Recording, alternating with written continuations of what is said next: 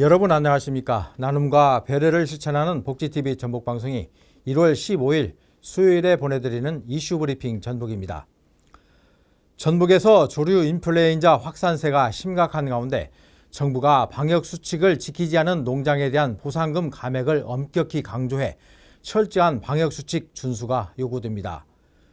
최근 잇따른 조류 인플루엔자 발생으로 도내에서 살처분된 가금류들의 보상금 가평가액은 145억 9,600만 원으로 추산되고 있습니다. 하지만 최근 정부가 방역수칙 미흡 농가에 대한 살처분 보상금 감액을 엄격히 적용하기로 함에 따라 보상금 평가액 중 상당 부분이 감액될 것으로 보입니다.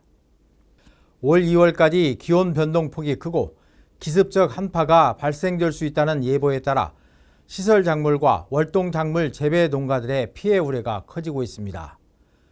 농촌진흥청이 최근 전북과 전남, 충남 등을 대상으로 월동 배추 등을 점검한 결과 현재까지 큰 피해는 없는 것으로 확인됐습니다. 하지만 향후 생육 부진과 수확 시기 지연 등 피해 발생 가능성이 있는 것으로 파악됐습니다. 이상기후 여파로 과일과 채소류 등 농작물 가격이 올라 설 명절 장바구니 물가에 큰 부담을 주고 있는 것으로 나타났습니다. 한국물가정보에 따르면 올해 설 차례상 비용이 전통시장 30만 2,500원, 대형마트 40만 9,500원으로 집계됐습니다. 이는 1년 전과 비교해 각각 6.7%, 7.2% 증가한 것으로 역대 가장 높은 수치입니다. 물가 상승을 주도한 품목은 역시 과일과 채소류로 나타났습니다. 바다가 아닌 육상에서 김을 양식하는 기술을 전북자치도가 전국 최초로 확보했습니다. 전북도는 육상 김 양식의 생산 기간을 기존의 3분의 1로 단축하고 성장률을 10배 이상 높이는 성과를 거뒀다고 밝혔습니다. 현재 4톤 규모의 수조 4개를 활용해 연중 생산 체계를 구축했으며 대량 생산 기술도 확보했습니다. 앞서 전북도는 2022년부터 풀무원과 MOU를 체결하고 군산대학교 등과 협력해서 핵심 기술을 개발해 왔습니다. 고창군이 새해 들어 각 마을에서 활동하는 신규 이장단과 함께 청렴도 1등급을 유지시켜 나갈 것을 다짐했습니다. 고창군은 이장들과 신규 이장단 반부패 청렴 서약식을 열고 지역사회의 청렴 문화 확산에 나서기로 했습니다. 또한 부패 예방과 부당이익 추구 금지, 청렴의 가치 공유 등 지역사회 모두가 청렴한 고창군을 만드는 데 앞장설 것을 약속했습니다.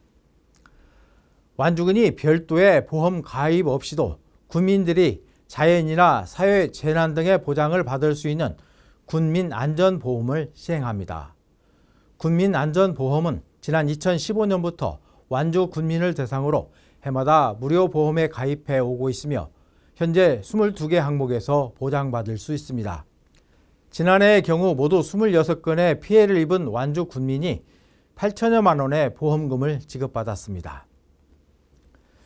지난 2019년에 문을 연 진안 로컬푸드 매장의 누적 매출액이 400억 원을 넘어섰습니다.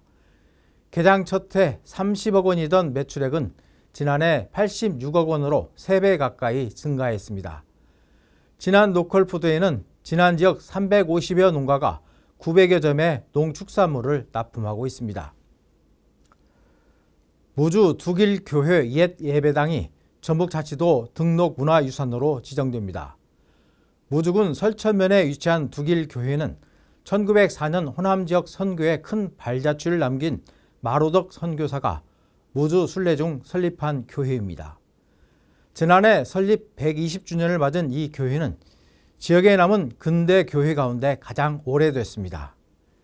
기독교 유입 과정을 보여주는 서양 건축 양식과 한식 목 구조가 결합된 두길교회 옛 예배당은 건축학적, 역사적 가치가 높은 것으로 평가받고 있습니다. 나눔과 배려를 실천하는 복지TV 전북방송이 1월 15일 수요일에 보내드린 이슈 브리핑 전북입니다. 이 방송은 환자중심병원 전주 대자연병원 지원으로 제작됐습니다.